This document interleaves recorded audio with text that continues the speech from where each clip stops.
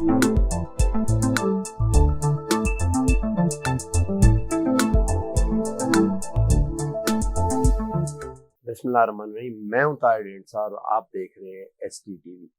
Budget तो हो गया, लेकिन कई चीजें बजट में ऐसी हैं जो पहली दफा ऐसे लगता है कि जैसे बजट की हमें कोई समझ नहीं आ रही, नंबर्स ही नहीं कोई ऐसे लगते हैं कि जिन्हें का। फॉर एग्जांपल, इन्फ्लेशन 14% भी हो सकती है, 16% भी हो सकती है। इसके अब डिफरेंट कॉनोटेशंस हैं। इन्फ्लेशन होगी तो उसके जवाब में स्टेट बैंक जो है वो ज़ाहिर है इंटरेस्ट रेट रेज करेगा, और साथ ही मॉनेटरी टाइटनिंग भी होगी। जो ट्रेजरी बिल्स वगैरह हैं वो ख़त्म होते जाएंगे तो दोबारा उनको, ताकि जो ज़र है उसकी मिकदार को कम किया जा सके। नतीजा इसका इंडस्ट्रियल प्रोडक्शन, महंगी बिजली। जब इंडस्ट्रियल प्रोडक्शन कम, महंगी और कम हो जाएगी तो एक्सपोर्ट्स भी कम हो जाएगी।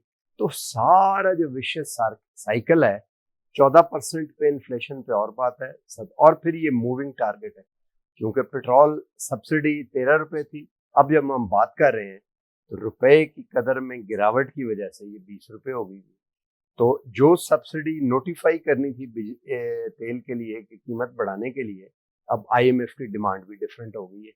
हर आने वाले दिन के साथ जो कीमतें आपने नोटिफाई करनी है वो डिमांड चेंज होती जा रही है, क्योंकि कीमतें गिरने का ताल्लुक, रुपए का गिरने का ताल्लुक सीधा सीधा IMF कॉन्फिडेंस से है कि इंटरनेशनल लेवल पे लोग दे रहे हैं, और इस महीने बड़ी पेमेंट्स भी करनी है $9 अरब में, उसके बाद रिजर्व और कम होने के। तो ये एक अजीब विशेष सर्कल है।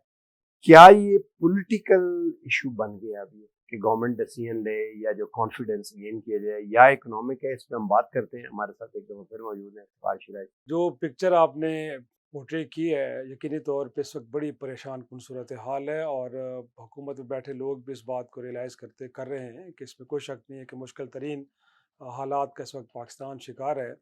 और जो एक हुकूमत की तब्दीली के बाद एक तवक्को की जा रही थी, और आपको याद भी होगा कि उस वक्त डॉलर की कीमत में न सिर्फ थोड़ी देर के लिए इस्तेहकाम आया, बल्कि कुछ थोड़ा सा पाक रुपये की वैल्यू में हमें कुछ इजाफा भी देखने को मिला।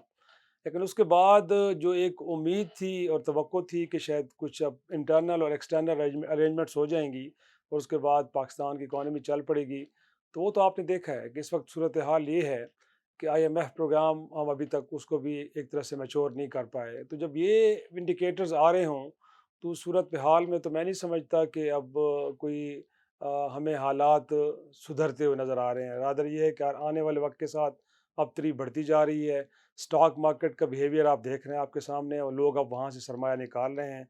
हर रोज़ 1000 पॉइंट से ज़्यादा वो नीचे गिर रही है। अगरचे आज कोई इस्तेकाम है, लेकिन सिर्फ 16 पॉइंट्स का, विच इज़ इनविजिबल, कुछ उसको हम नहीं कह सकते कि चीज़ें बेहतर हुई हैं। तो मेरे ख्याल में ताहिर साहब, मुझे लगता है कि अब इंटरनल अरेंजमेंट्स तो हमारे पास कोई ज़्यादा क्वेश्चन नहीं है। लगता ये है कि एक्सटर्नल अरेंजमेंट्स होती हैं। जैसे कल हमें कोई एक अच्छी खबर सुनने को मिली, वो रोल ओवर जो चाइना कर रहा है $2 बिलियन। अब उसके साथ कुछ और डिफ़र्ड पेमेंट पे हमें तेल मिलना अगर शुरू हो जाता है अब सऊदी अरब से, और इसी तरह कुछ और हमें कुछ सपोर्ट मिल सकती है दोस्त ममालिक से, तो फिर तो मेरा ख़्याल में कुछ बेहतरी के आसार नज़र आएंगे। अदरवाइज़ तो मुझे नहीं क्या आप लगता कि ये कह रहे हैं कि जो अभी पॉलिसी में हमें रेजिम चेंज होने के बाद हमारा टिल्ट लगता है कि अमेरिका की तरफ एकदम ज्यादा बढ़ा है, जी और अमेरिका तो IMF है, वही है जो जिन मुल्कों से हमारा टिल्ट चेंज होके अमेरिका की तरफ गया वो हमें सपोर्ट करेंगे? आप यही कह रहे हैं? मेरा सऊदी अरब ख़्याल है और चाइना। मेरा ख़्याल है कि अब इसके अलावा क्या ऑप्शन रह जाती है आपके पास। आपने एक तरह से पॉलिसी शिफ्ट लेके आए, और ख़्याल ये था कि पॉलिसी शिफ्ट के बाद आपके लिए इकनॉमिक फ्रंट के ऊपर चीज़ें आसान हो जाएंगी। लेकिन मैंने देखा कि ऐसा हरगिज़ कुछ नहीं है। रादर ये है कि वो और ज़्यादा डिमांडिंग हो गए हैं। IMF की जानिब से जो भी आप अभी कह रहे हैं कि इनफैक्ट जो हमने सब्सिडीज़ रखी थी कि 13 रुपए पे, अब वो जब हमारी करेंसी डेप्रिशिएट कर गई है तो उसके बाद तो उसके फिगर्स कुछ हैं वो ऊपर चले गए हैं। साथ में IMF की डिमांड्स के ऊपर आपने टैक्स लेवी भी 750 अरब की पेट्रोलियम प्रोडक्ट के ऊपर रखी है।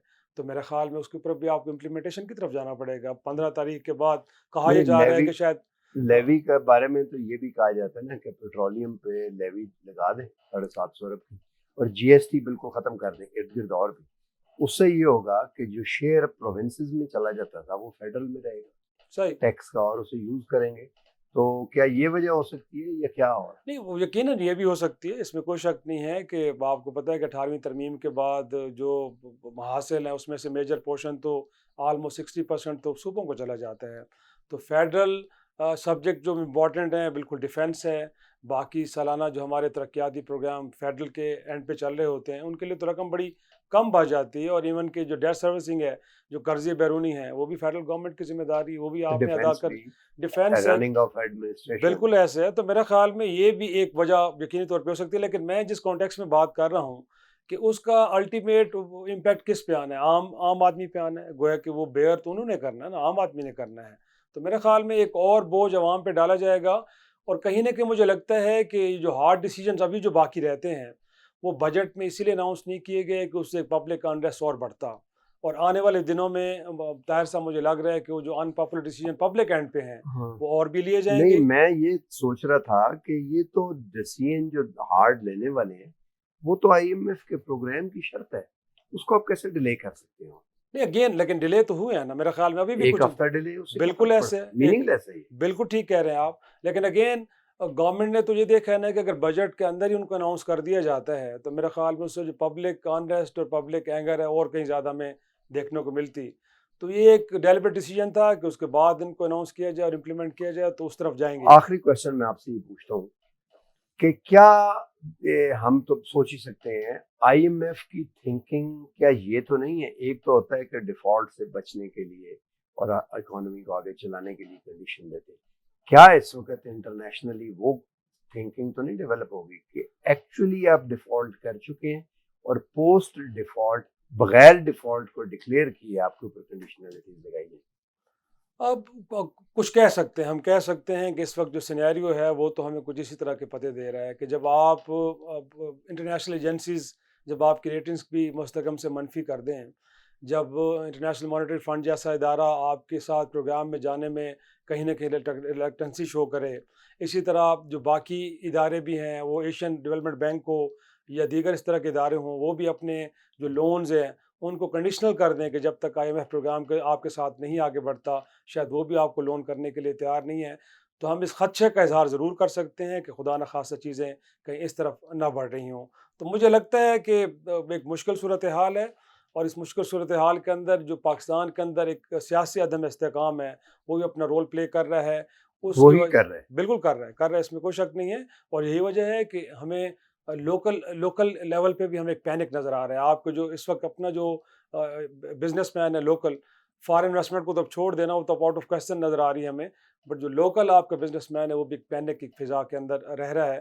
تو اگر یہ صورتحال پریویل کرتی ہے طاہر صاحب، تو مجھے لگتا ہے کہ جو بات آپ کر رہے ہیں وہ خدشہ کہیں سچ ثابت نہ ہو جائے. آخری کوشچن میں پوچھتا ہوں، ڈائریکٹ اس سے تعلق تو نہیں ہے لیکن پوچھتا ہوں میں، پہلے تو اور جاتے تھے، اس دفعہ ہینا ربانی گھر جا رہی ہے فیٹ اف کی میٹنگ جی جی جی جو ہونی ہے فائنینشیل ایکشن ٹاسک فورس کی، جو وائبس ہیں وہ یہ آ رہی ہیں کہ 3 مہینے کے لیے اور شاید گرے لسٹ میں رکھنے کا امکان ہو، یا آپ کا کیا سمجھتے ہیں کہ میرے خیال میں جو کنڈیشنز تھیں فیٹ اف کی وہ تو آپ کو بھی معلوم ہے کہ اس سے پہلے ہم کوئی 80-90% مکمل کر چکے ہیں. اور یہ بھی ایک ڈبیٹ ماضی میں رہی ہے کہ اب اس فورم کا ایک پولیٹیکل یوز تو ہے.